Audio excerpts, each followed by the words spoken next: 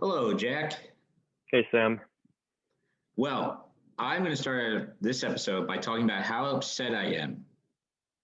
I'm very, very upset and scared because my hero, Alexandria Ocasio Cortez, was talking about how scary things were and how half of Congress was almost killed.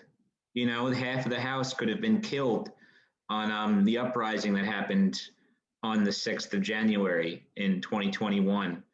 And there's nothing comparable to that. There's nothing that can be seen as quite so terrifying or as traumatic as members of the House of Representatives, one of the most esteemed bodies ever, being killed.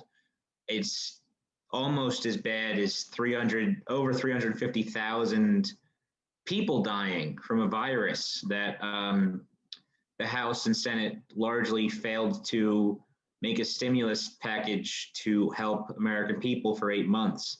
That's just nothing is comparable to the thoughts of members of the House of Representatives and the Senate being in fear for their lives. That is, in my opinion, the worst thing that could ever happen, ever. And I genuinely mean that. And I want to Yeah. give Mitch McConnell a great big hug for saving our democracy. I don't think I've ever seen you this distraught before. You look severely shaken by the events of the last few days. I when I saw when that guy held up Nancy Pelosi's mail, he was holding up all of our mail because that's the people's mail. That's the people's house, and he was hurting the people's mail. Yeah. I don't know. I think I take a bit more of a severe view of this, but can see where you're coming from. How comparably this may not, in fact, be that big of an event. I think it actually is very representative of the Trump era. How it's big talk, there's nothing behind it. It's storming the Capitol, as weird as it sounds, was an empty gesture. Well, I think that's what the bulk of this episode should be about. Is like.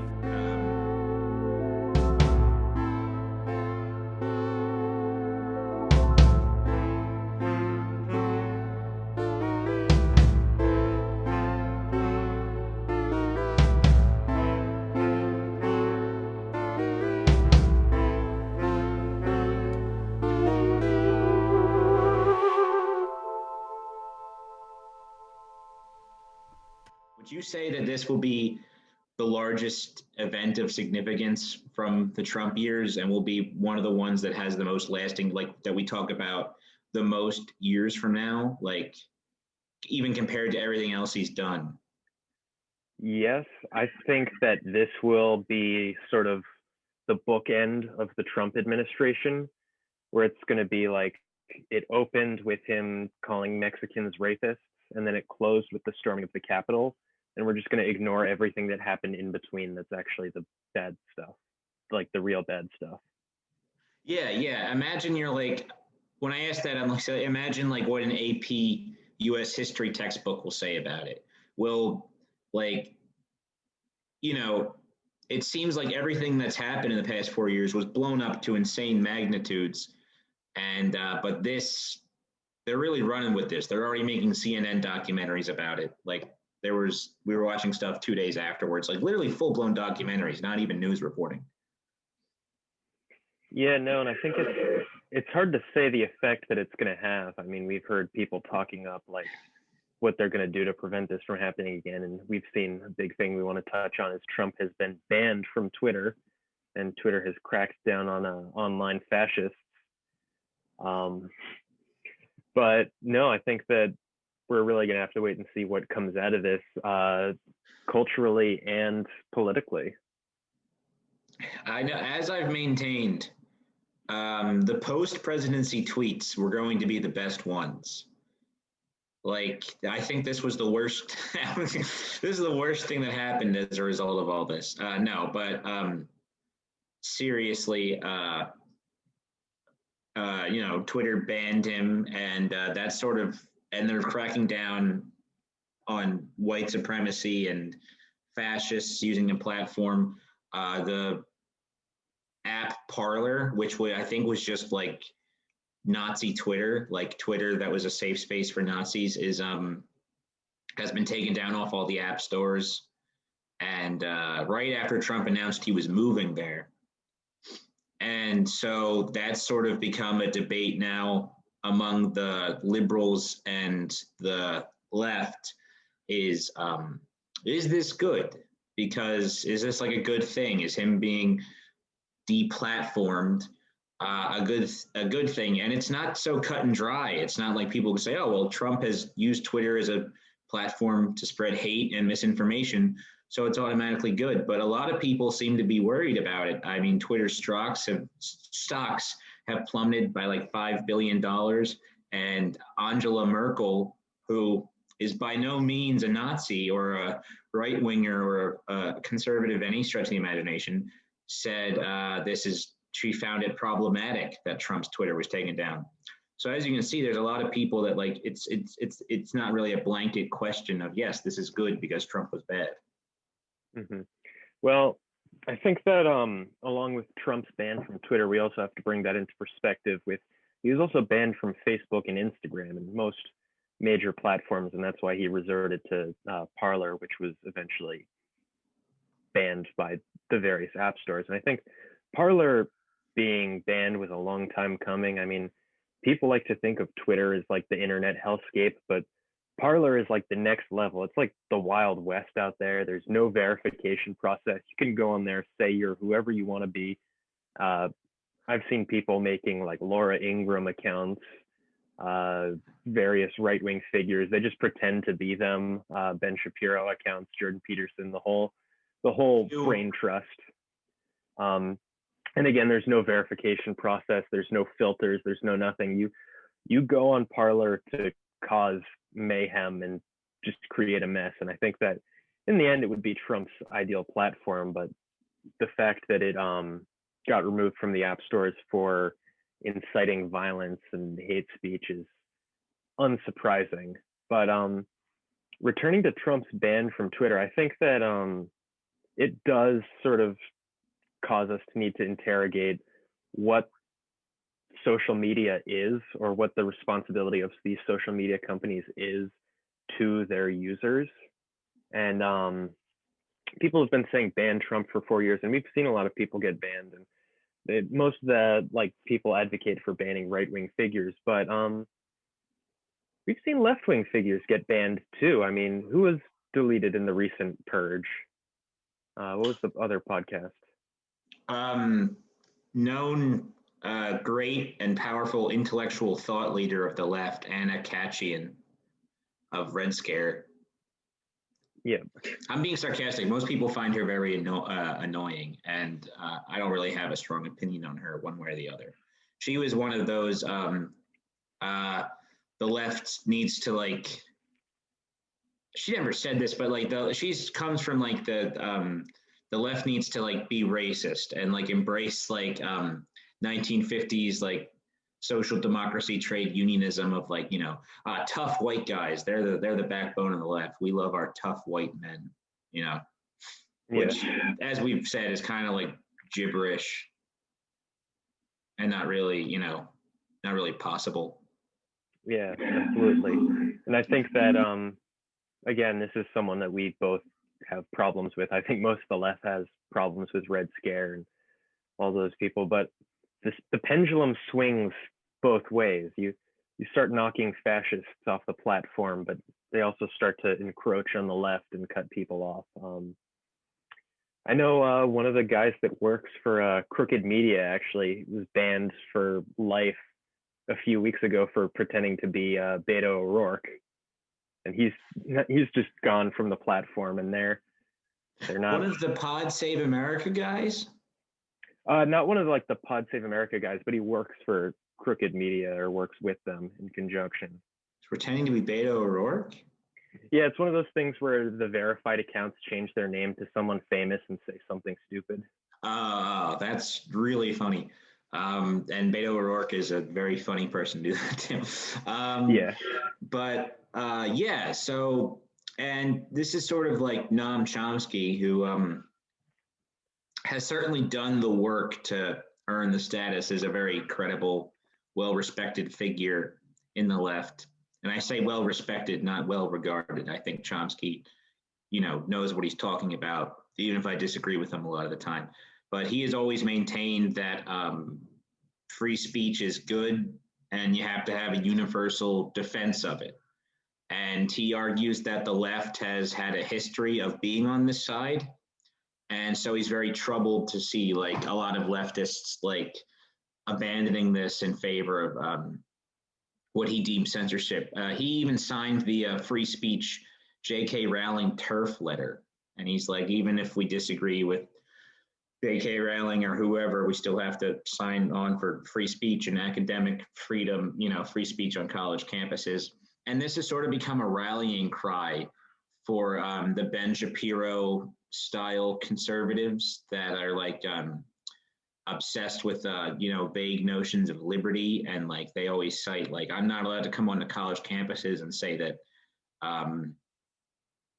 trans people are bad, and therefore my speech rights are under attack. And Donald Trump Jr. has sort of been this leader on the right of like a conservative victimhood complex on social media, like, they just purged my followers. The algorithm is trying to silence conservative voices, where, and at the same time, you can sort of make a somewhat argument that Facebook played a huge role in Donald Trump winning in 2016. And so sort of like there's this debate among leftists, like, do we have to support the speech rights of people we find reprehensible, like Ben Shapiro and Donald Trump Jr.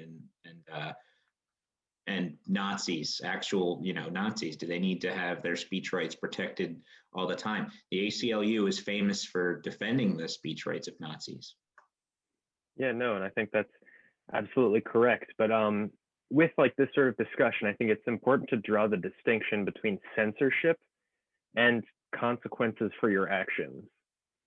Like Trump being removed from Twitter, I would say it borders on censorship. I would say that removing him from the platform, completely deplatforming him, is censorship. But on the other hand, we have people like Josh Hawley, who recently lost his book deal for his antics at the Capitol and like waving the fist at rioters and all that deal. That's not censorship. Those are like the outcomes of you doing something bad. And I think that we need to draw that distinct line, because he was throwing a little fit saying that it was Orwellian that a publishing company didn't want to publish his book anymore after he goaded white supremacists into seizing the Capitol. And that's different from being deplatformed, because that's like someone having a contract with you, sort of cutting that off as a consequence of you doing something bad. And that's very different from deplatforming. And I want to draw that distinction early on as we look at like Donald Trump and why he was removed from Twitter. Right. Yeah. You're completely right. And that is the go-to response when a leftist, when a right-winger says, whether it's in bad faith or not, like, how can you claim to be a leftist and not, support free speech or whatever? And the person's like, well, you have free speech, but you don't have consequence-free speech, And that's their defense they employ, and that Twitter is a private corporation, so private corporations are free to do business with whomever they please, and that's true. But then that should immediately raise the question of like, well, if corporations aren't responsible, a corporation that seeks to be a platform like Twitter and Facebook, social media companies, if they don't owe us, like, if they don't owe the public like a universal platform, then like what do they owe us? Do they owe us anything? And I think that that's an important question that I think most people on the left have a history of saying, yes, corporations do owe us quite a bit. And so it's not really a leftist position to like be like, well, no, Twitter doesn't owe you anything. I think that's a very dangerous thought to get into. I think that's harmful. No, I think that's a good point. And again, that comes with the debate of, is Twitter a publisher? Should they take up the like mantle of a publisher and bear liability for content that they produce or that they send out? And I think that it's really funny that conservatives have made this push to get rid of the law that sort of makes Twitter not liable for the content on the website, because ultimately, if you make Twitter liable for what's published, they are going to be a lot more strict at taking down people's accounts, taking down content that's produced out of fear of being like sued for like hate speech, inciting violence, and all of that.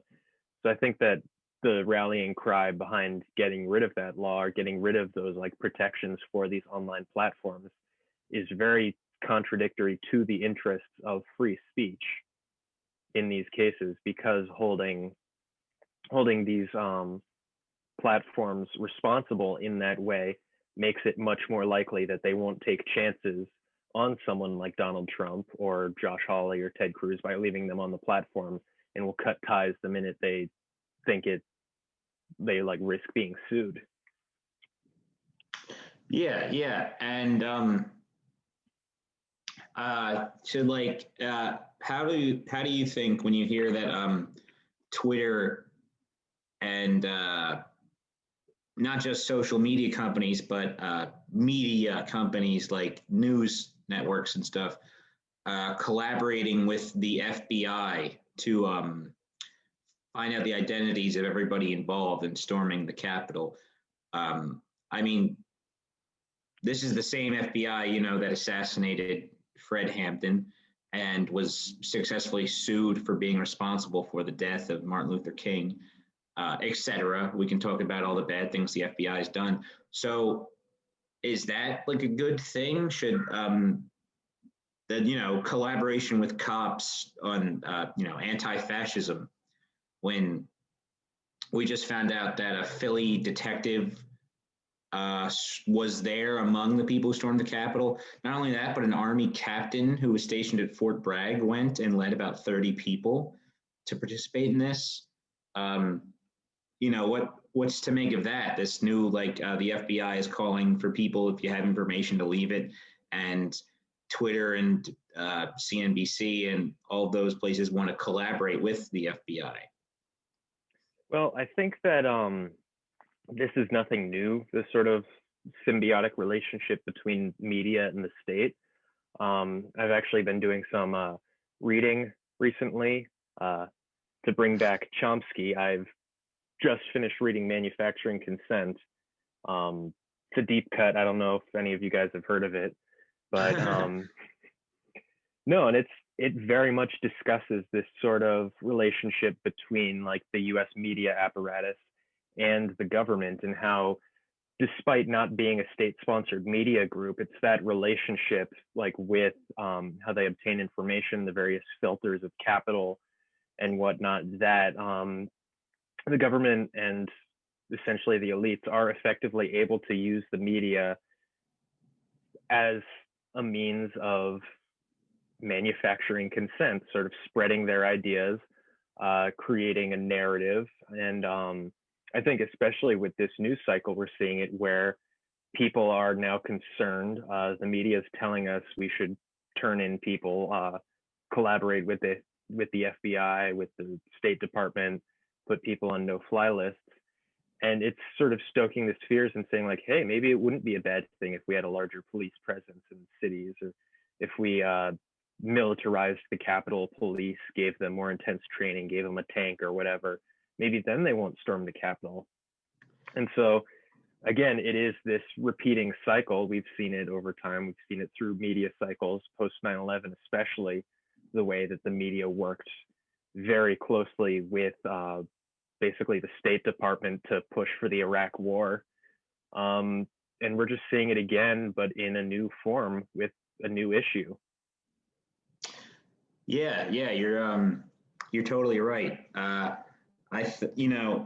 This sort of seems like, Trump, if there's one good thing he did. I think he sort of exposed the hypocrisy and incompetence of our institutions of government, and sort of flipped some of them on their heads.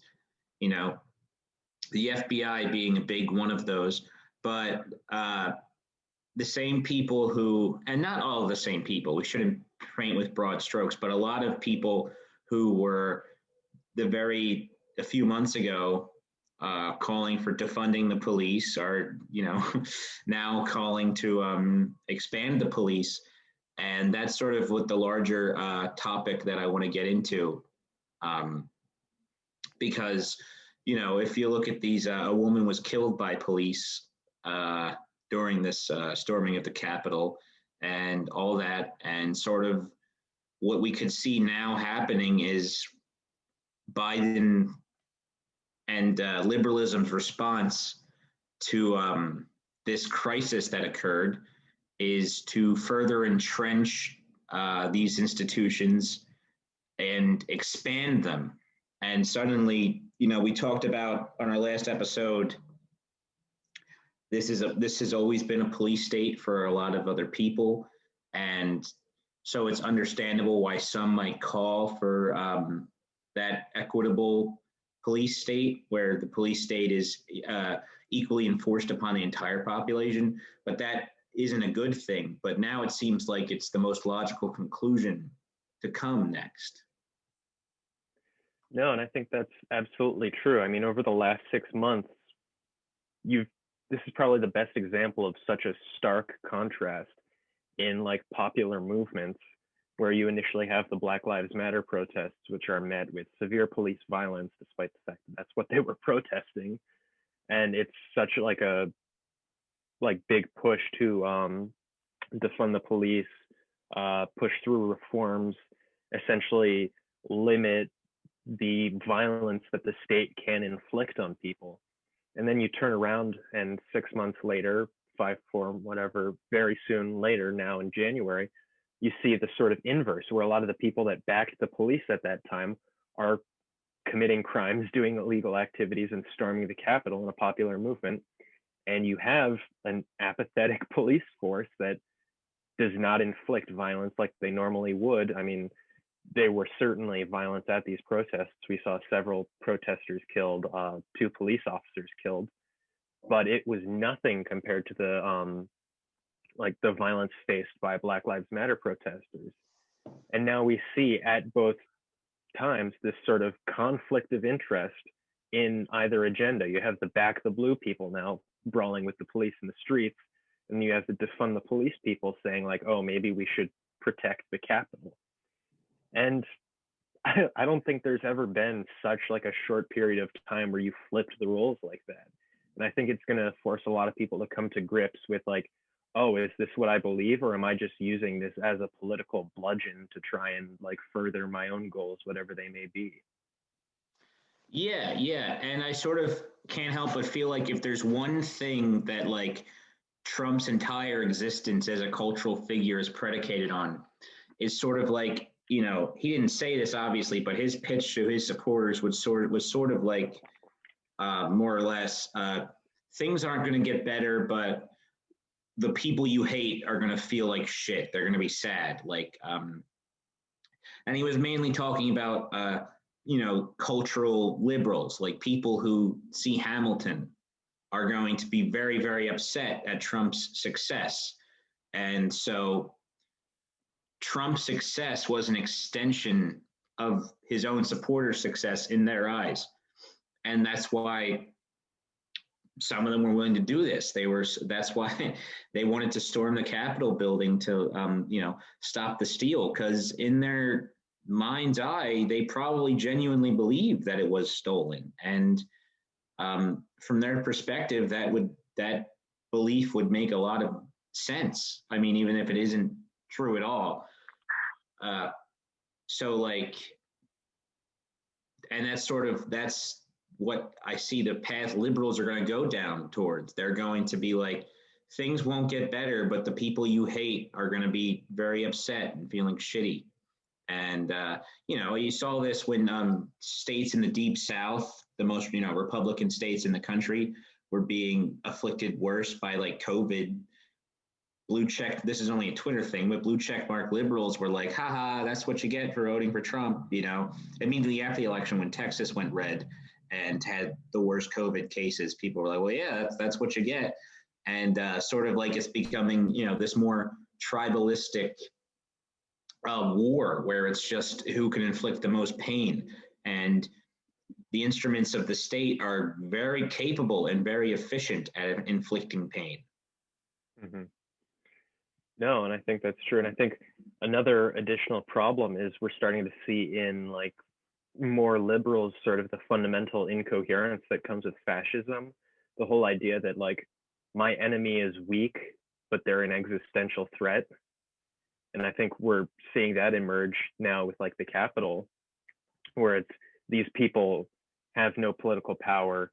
They can't do anything. They can't stop Joe Biden, but simultaneously they're a threat to our democracy. We can't stop them. They're going to storm the Capitol again. They're going to do all of that, and it's starting to mirror the right in a way that I'm kind of uncomfortable with. Yeah. Liberals are sort of like literally like becoming Republicans. I think Andrew Cuomo is a great example of this. There was no material difference between his COVID outcomes and Trump's COVID outcomes, but he's still being heralded as this hero, and it's sort of like an in-your-face type thing with people buying his book. I mean, yeah, he is Democrat Trump to a T, I think, and that's sort of why I think the stage is set for him to try to run in 2024. But I don't know, talking about future political prospects is silly at this point. But yeah, you stare into the void long enough, and the void begins to stare into you.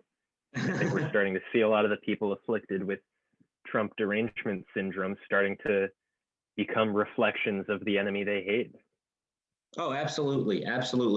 All the people that have been saying the cruelty is the point for 4 years are they want to inflict cruelty now. And I think that's sort of becoming the direction the two parties have to be headed in. The Republicans now have to confront their base in a way that they do not want to.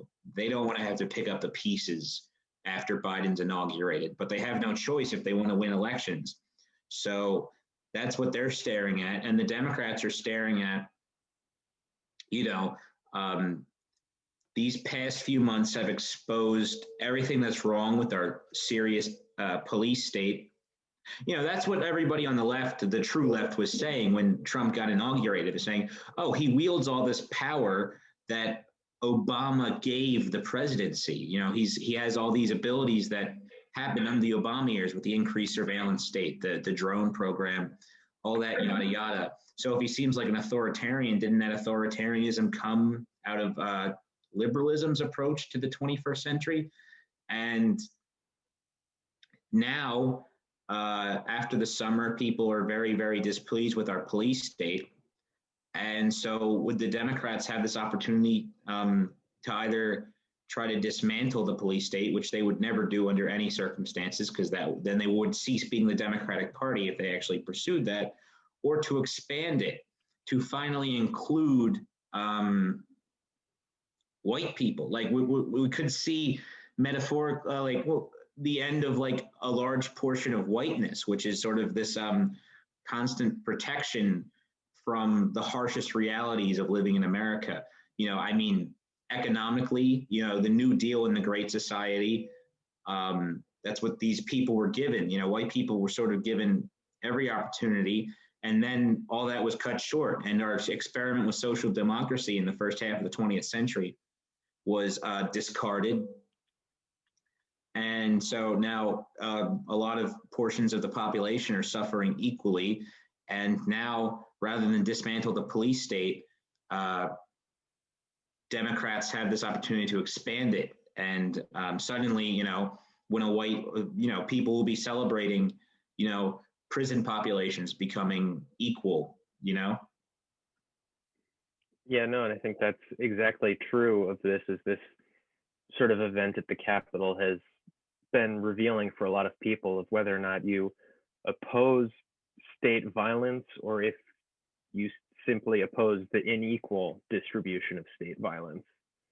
And I think there have been a lot of people that have been very clear in saying, like, no, I don't want these Capitol protesters to be treated like the Black Lives Matter protesters. I want the Black Lives Matter protesters to be treated like the people that stormed the Capitol.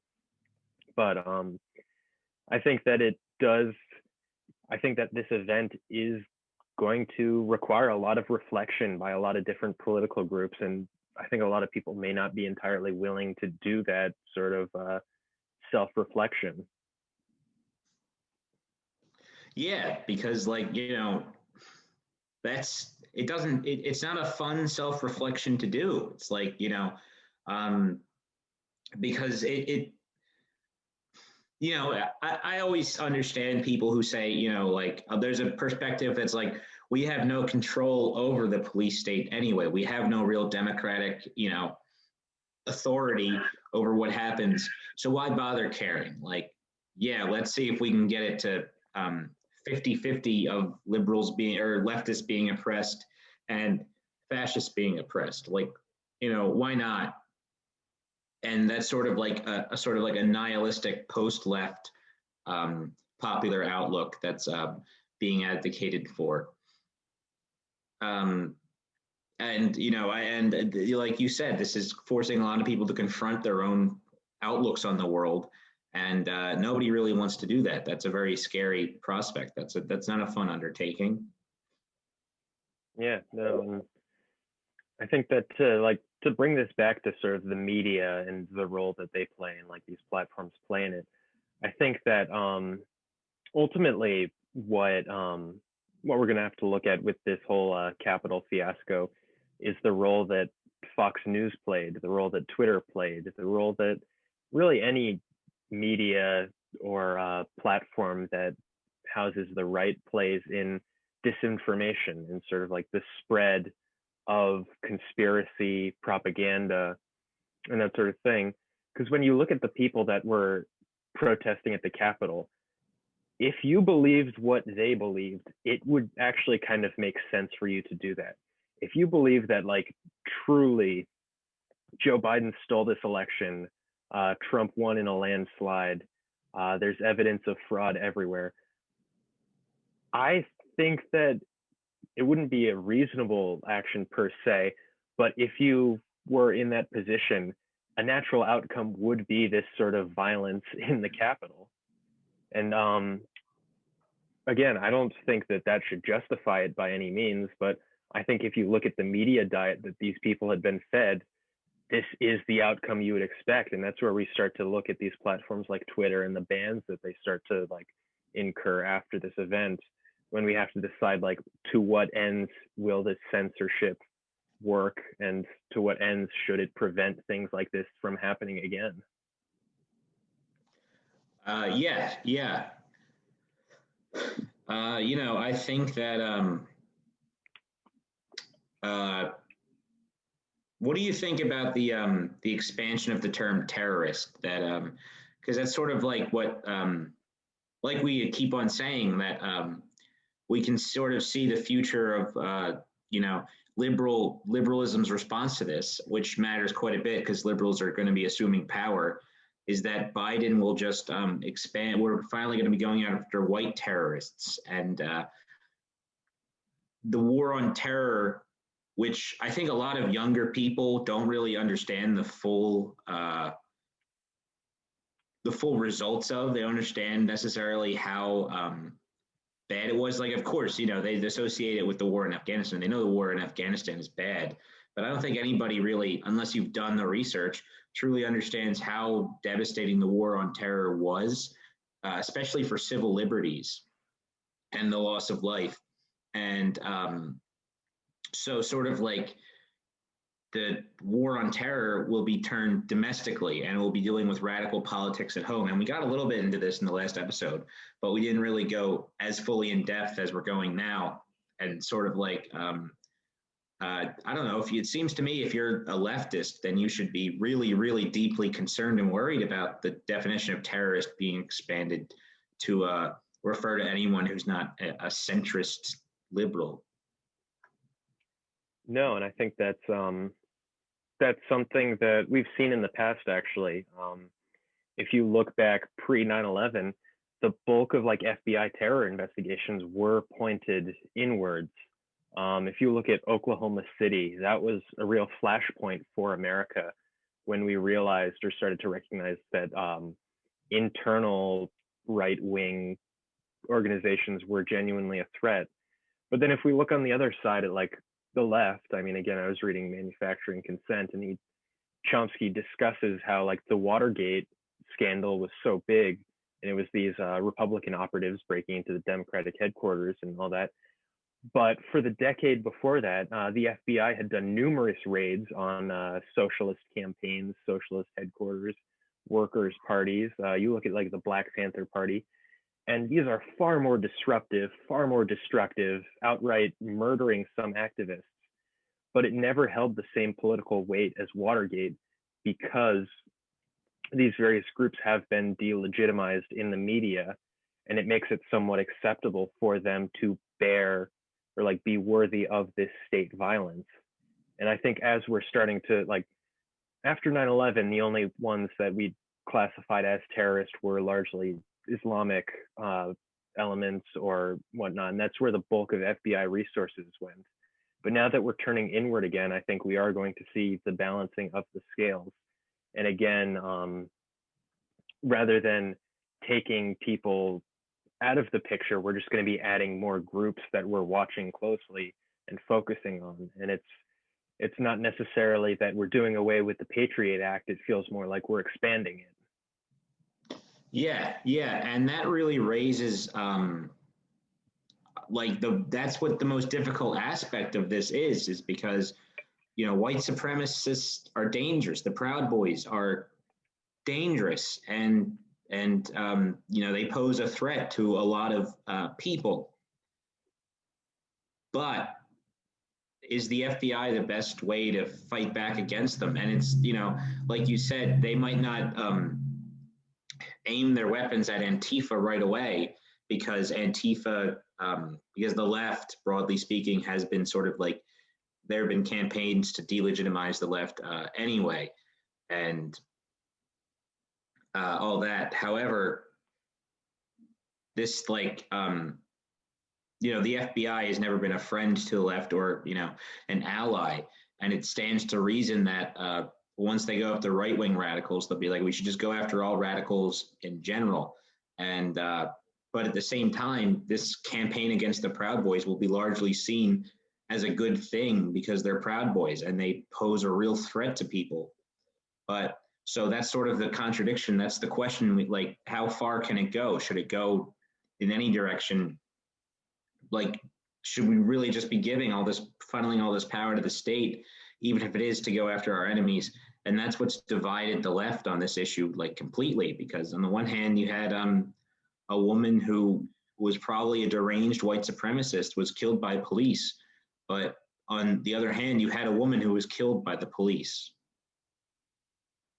No, exactly. And I think that's the fundamental issue is whether or not you want it to be unacceptable that people are the recipients of state violence, or if you want to make it so that it's acceptable that anyone is the recipient of state violence. And I was very much in favor of the protests this summer, the Black Lives Matter movement, because it is absolutely unacceptable that such a portion of the American population receives such disproportionate state violence and police shootings and all of that sort of thing, and how that is unequivocally harmful to that community as a whole. I do not think the solution to that, however, in this post-Capitol siege period is to expand the list of people who it's okay to shoot. I don't think that it's a good look to start funding the police more and militarize the police. And instead of bringing down shootings of African Americans, we simply raise the shooting of white people to meet that level. And I think that's what it looks like with this sort of Capitol riot is a lot of people were calling like, oh, bring in the National Guard and like push them out by any means necessary. And yeah, I think that the centrist position on this will become cemented, entrenched, and weaponized against the left and the right, and essentially make a lot of people's lives worse. Oh yeah, I think it's safe to say that, given everything we know about Joe Biden and the moment, quote unquote, is like this is the outcome that makes the most sense is that Patriot Act 2.0, expanding the police state. Um, Use whatever buzzwords you want, but the fact remains like the material outcome will be uh, police brutality, just the police state just being expanded to encompass more segments of the population. And uh, given that that is the most likely outcome, the question now becomes, well, I guess now that's what the debate is about: is this worth fighting against? How can you organize against this? Because on one hand, they might be jailing a Proud Boy, but on the other hand, they're still filling the prisons. And we're supposed to be the politics of liberation, left wing. Um, that's what it's supposed to be all about. So, how is it even, should this be mobilized against, is the question that people are going to be, asking themselves. And I guess I personally think that yes, and that you know, coming to the conclusion that the state might have made a good choice in coming out against the Proud Boys now doesn't shouldn't be seen as a blanket endorsement of, you know, I mean, like, I don't know. It just makes me sick when you see stuff like, Wells Fargo is against fascism and supports, like, come on, get this out of my face. It's disheartening almost in a lot of ways. Yeah, no, I don't see any real solution to this as of right now, besides working towards sort of alleviating the conditions that birthed this dynamic. And I think that's going to be a massive undertaking that the United States and specifically the Joe Biden administration is not going to be willing to take on. I think And it's going to that's be, I think it's ironic that we're going to see the author of the crime bill as president right now, as he basically writes another one to extend sort of these conditions to the enemies rather than, again, addressing the central conditions that would cause these problems. and that's the worst part is that all the things that are going to be happening, it's going to be perceived as good because it's going to be done in the name of social justice. It's like we finally built all these prisons that have 50% white populations and 50% brown populations, and like, oh my god, equality, like, yay, like it's everything that you could have wanted. It's just that instead of uh, people being uplifted, it's more people being dragged down. But that will still, the Democrats will still portray it as social justice, and manufacturing consent will come in, and the media will cast it as social justice. And so to be opposed of this is to be opposed of progressive politics, opposed to social justice, and opposed to creating a more equitable society. That's the scariest part. That's like the true dystopian feature of this, is that, oh well, we will finally have equality, and it's going to be like the bad kind. No, and I think that's absolutely correct. I mean, you really, when you look at the conditions that like the rising crime rates and the fears that stoked like the Law and Order series of like presidencies with Reagan and Clinton and all of that, seeing that flipped on its head and pointed at like the right wingers as like the sort of enemies to law and order in the United States, that's a strange dynamic to be witnessing, and I think it's going to have bad outcomes. I think that's going to be not good for a lot of people, is if we see rather than like learning from the last time we tried to do this, if we just follow through with like the same draconian policies and penal measures, that it'll just make everything worse. Because I know people sort of scoff at the idea of like, oh, we need to come together as America, or we need to like work together. But I don't think the people at the Capitol are necessarily the enemy. I mean, again, it's bad to blame things on the media, but again, if you break it down into like what they believed happened and what they have been told happened, like the whole idea that Donald Trump won a fair and free election, it was stolen from him by international institutions or whatever, and Joe Biden took it from him. All of like the American politicians and the cabal of elites prevented Trump from having his like fair day in court, and it's an entirely illegitimate election. You can start to see where this violence is coming from, like where these movements are coming from. And I think rather than punish the inevitable outcomes of these beliefs, I think you need to sort of track them to their origin and figure out where this like conspiracy culture came from, where QAnon sort of originated, why there is this need for like the QAnon conspiracy to continue pushing Americans to the right. And I think that's ultimately where you need to start with your problem solving, not necessarily building more prisons to house the agitators on the right. Yeah, and this is well, when you look at, there were people on the left making the argument that this was some sort of proletarian uprising, and that these were all, like oppressed workers rising. Obviously, that we laugh at that and scoff at that because it's total bullshit. But like the way I see it, yeah, you're right. Most of these people are, realtors, landlords, small business owners, the petite bourgeois, call them whatever you want. But at the same time, you also have to grapple with, you can say, the way a small business owner suffers is nowhere near comparable to a black Uber driver who rents. And you are definitely probably right. In fact, I will say you are right when you say that the black Uber driver has it way worse than like a white small business owner who lives in the suburbs, of course.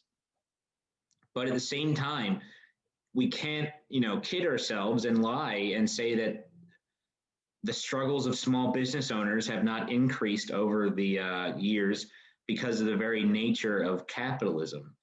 And it is getting harder to own your own business. And, I always use the example of people in the suburbs, people who live in the real suburbs, white picket fences and all that crap.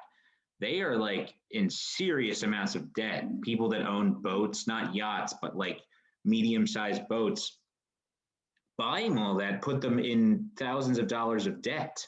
And owning these, new suburb houses put them, in serious amounts of debt too. And so, like, yeah, I always say this to people who tell me to read Settlers too. The Marxist Maoist book Settlers. I'm always like, that book's central thesis might be right, but pointing it out isn't going to gain you any political points. And it's not like you have to be pragmatic about things like that and understand, like, even if that's true, you're not going to win any other people over to your side. So pointing it out is harmful. And this is lesser the case, but like pointing it out that small business owners don't have any problems at all, or like their problems are nowhere near comparable to that of way more oppressed people in this country. Pointing it out at this point is no longer really gaining us anything. And like, we shouldn't give these people's victimhood complex. But at the same time, you need to understand that capital is finally forcing them out too. Like, that was the case after the war, is that the white working class really became the labor aristocracy. And they reaped the benefits of white supremacy and our empire and became the middle class. Well, guess what? The middle class is now being choked to death, and the middle class is being forced out. And even though the white middle class is sort of like, as I said before, where all U.S. reactionary politics are like bred, it's because they are desperately like trying to like maintain their status, and will become violent to do so.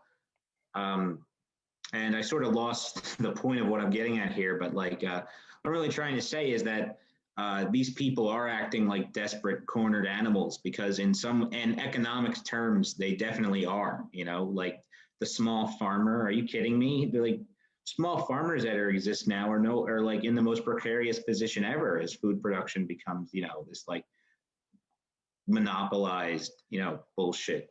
And that's sort of why, you know, you need to address economic conditions as to why these people might act like deranged feral beasts because they're finally like becoming not white anymore, like in terms of like whiteness as a societal concept and privilege. Um, and this will be like the last nail in the coffin when finally they become the targets of the police oppression, which they voted for in the 80s and in the 70s. They fought for the policies that gave the police all this power, and now it's being turned on them. You know, both of those things can be true. No, and I think that's exactly the case. I mean, people have always made fun of the idea of economic anxiety when you look at the fact that like the Trump income bracket for like supporters of Trump are very much the upper middle class. But when you start to like break it down into like what that means, you find that despite the level of wealth or inheritance that these people have, um, again, like the sort of breakdown of late stage capitalism does leave them in like a precarious spot where they are in fact economically anxious. It's they have continuously supported like rolling back reforms that would help people, supported like upping the police state, deregulation, all of that sort of thing. And now that like the class divide is starting to break down, they are basically bearing the consequences of those decisions. The best trick of the Republican Party over the last 40, 50, 60 years has been getting people to vote against their own material interests. And to some degree, the Democrats too, but not necessarily as much because though they've had their faults, they have been better on this. But the Republican Party, especially, having people vote against their interests. And now that they're starting to see like the consequences of those political and economic institutions on themselves, they do feel cornered. They are economically anxious because they have left themselves no safety net and they're going to be just like everyone else. Yeah, yeah. And so I guess,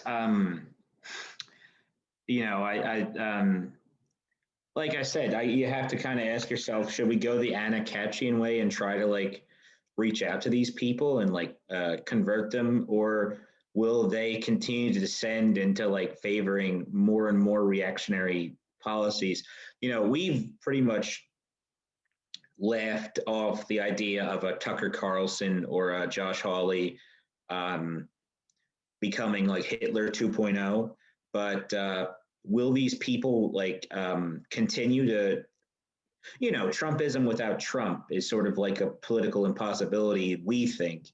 And, but now, like, that begs the question, will these people continue to seek reactionary solutions, or will they ever be in a position where they can be converted?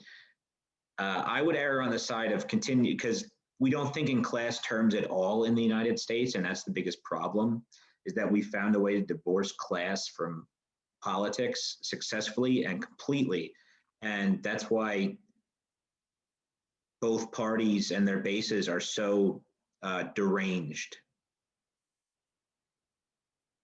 Yeah, no, I think especially in the wake of like the Capitol and the coverage it's gotten, the case I would make against the sort of continuation of this type of politics is we've seen a lot of people start to become a little more disillusioned with sort of this system. And like, especially in the post Capitol raid, I think there were a lot of Trump supporters that were out there that got arrested, got beaten by cops, only for the president to come out and say, like, oh, go home. And then for people online to call them members of Antifa. And we've seen the same thing with like QAnon, where Q is continuously wrong. People look like idiots. And there was just the guy that called into the Alex Jones show, and Alex yelled at him for trying to like push the QAnon conspiracy to the point where he said, "I will no longer suffer you QAnon fools." And I think that's starting to be something we're seeing with these people in these movements, is they are becoming disillusioned. They're not benefiting, or they're not reaping the benefits of like a Trump administration the way they thought they would. They're not, like, the right isn't populist like they sort of rhetorically said they would be. They're not going to like birth some fascist state or whatever. These people are essentially just attached to the status quo. And once they realize that the status quo isn't going to work for them, or that like Tucker Carlson's proposed ethno state or whatever isn't actually going to be the utopia where they get to be king, I think that a lot of them are going to have to turn away. And that may not necessarily be to the left, but we're going to start to see them like disappear from politics in the way that like there's always the silent majority. I think they're going to start to become a silent majority as they become disillusioned and start to fade away. And I think the big step in doing that is sort of removing this media presence of these like sycophants, these right-wing pundits, like on Fox News, I mean, OAN now, and Donald Trump on Twitter.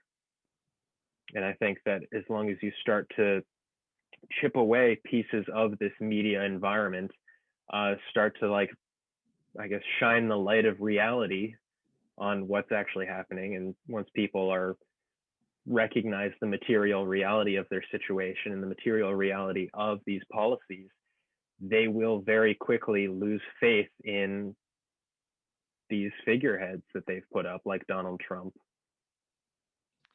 Do you think it's possible that, following what you just said, would their solution be to elect like a sort of like a social democratic, a more like, LBJ style liberalism of expanding the government to like help people and rebuilding a safety net, and sort of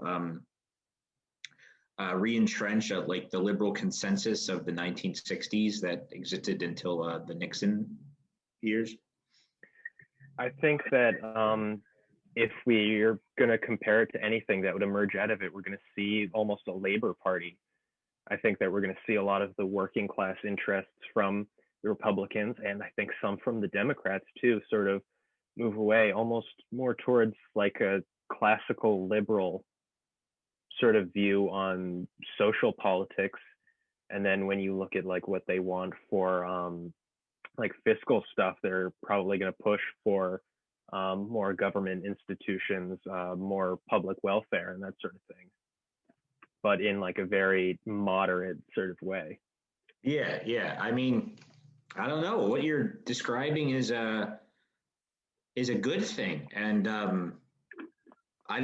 we normally don't get in the business of saying predicting good things on this podcast. That's pretty bold. Do you think like, so you're saying like this could lead to like an actual working class organization coming out?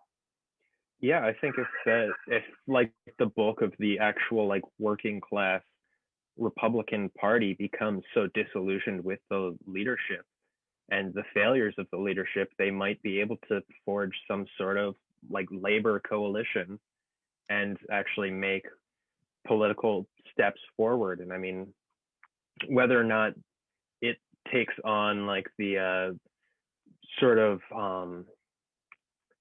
more liberal like ideology of social justice, it will certainly have elements of economic justice and like universal economic equity, which in turn does lead by all accounts to social justice.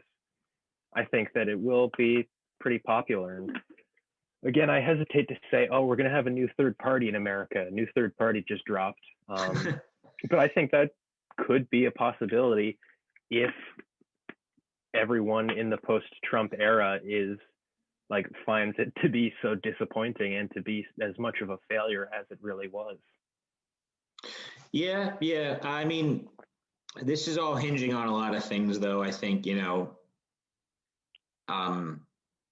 rejecting Trump and the Republican Party, I think would be a lot easier for these people, especially as like, especially if the Republican Party goes in the direction of like trying to like apologize for the Trump years and leaders like Mitch McConnell try to reposition themselves as like like a party of like civility and norms and love of democracy again, then like they will definitely become disillusioned with it, and that could, I think, contribute to a lot of them staying home from voting, and the Democrats maintain their majority again, like they did in the 1940s, 50s, and 60s.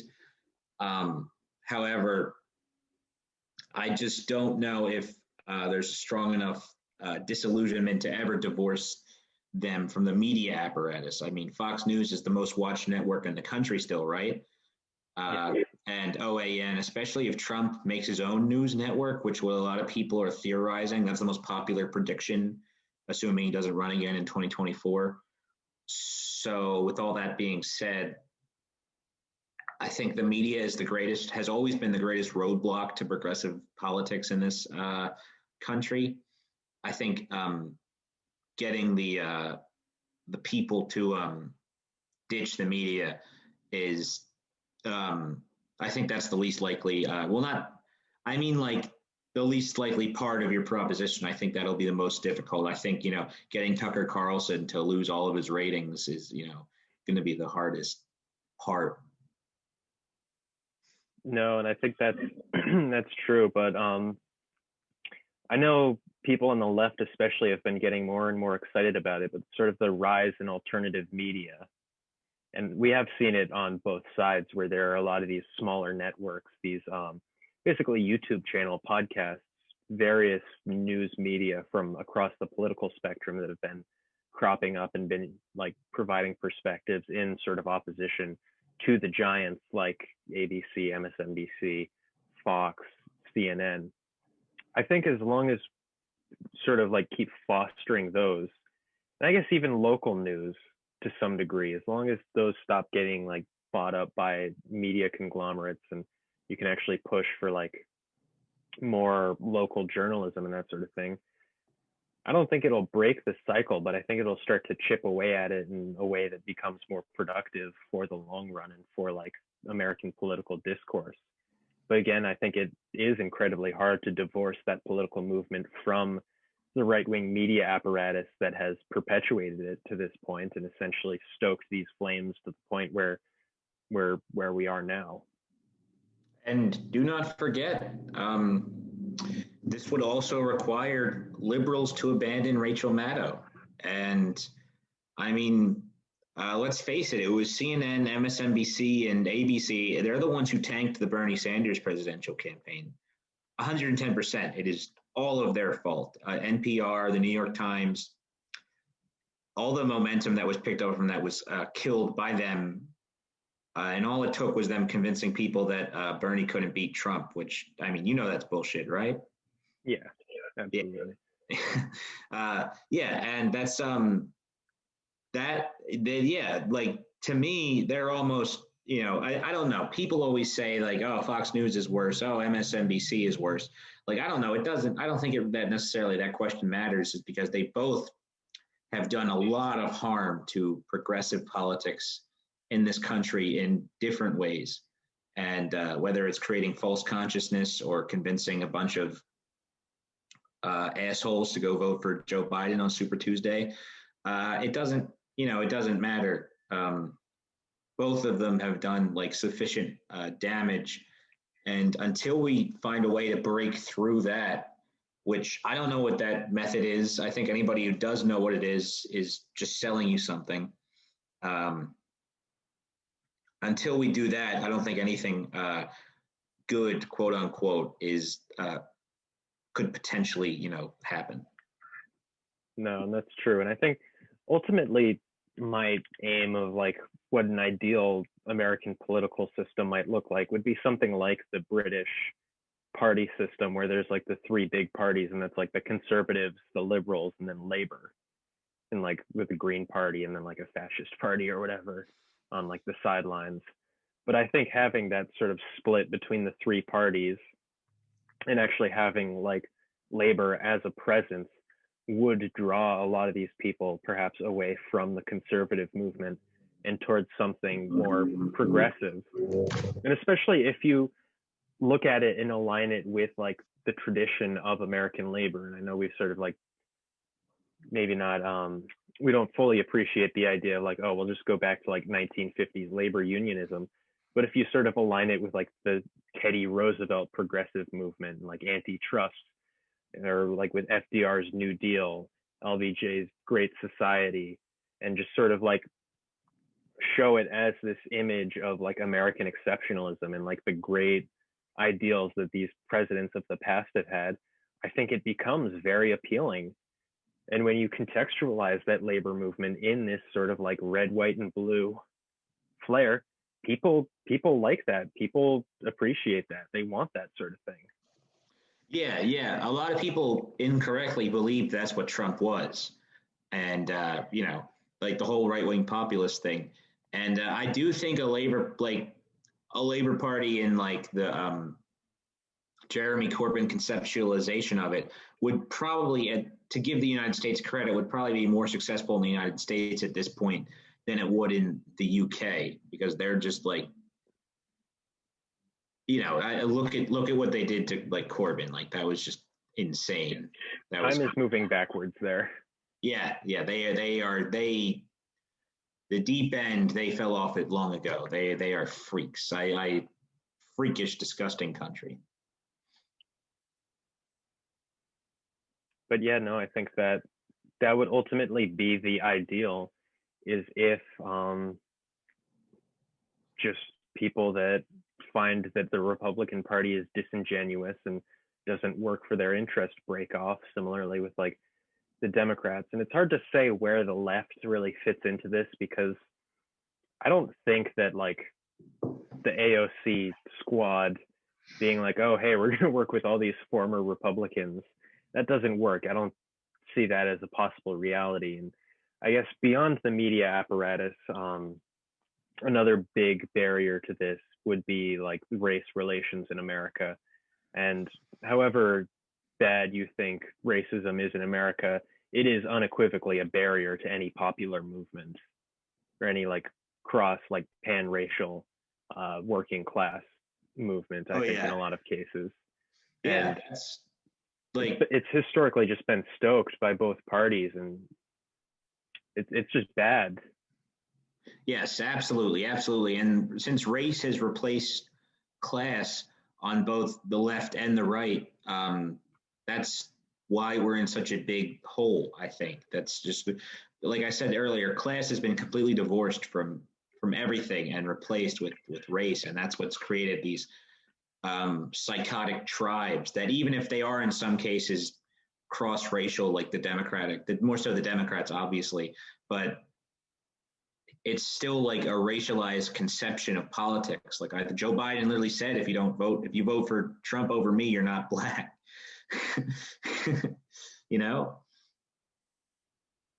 Yeah, and I think that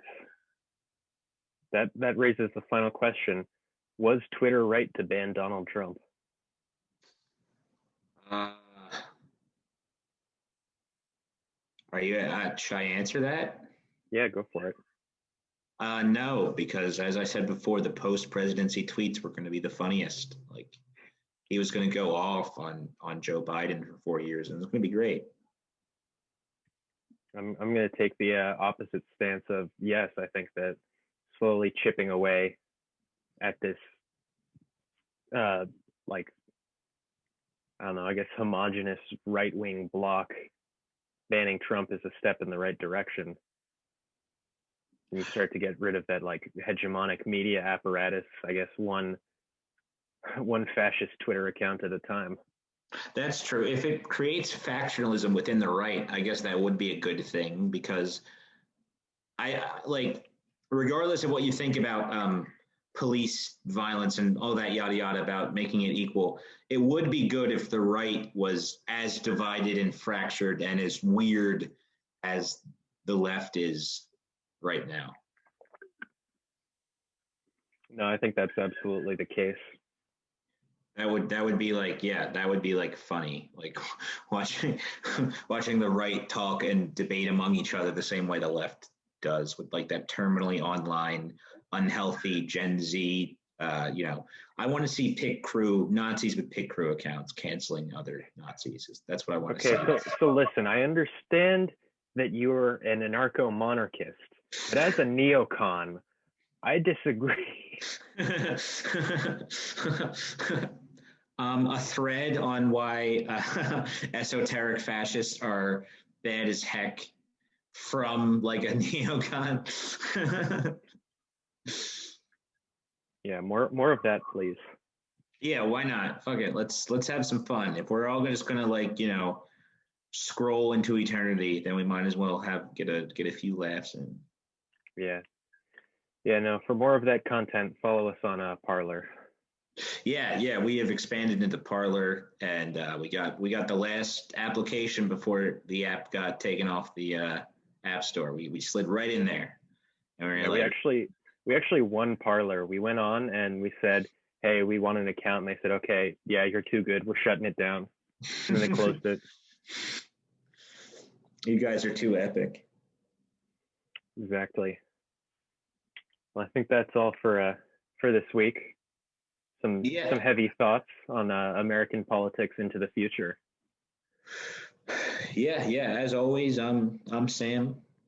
And I'm Jack. Follow us on Twitter at Pod Save Your Soul. Remember to check out our YouTube channel. We upload everything on there with video. So if you want to see our lovely faces while we talk about these sort of things, make sure to check out our YouTube channel. It's at the Tempest. Anyway, I think that's all from here. So thanks all. Yeah.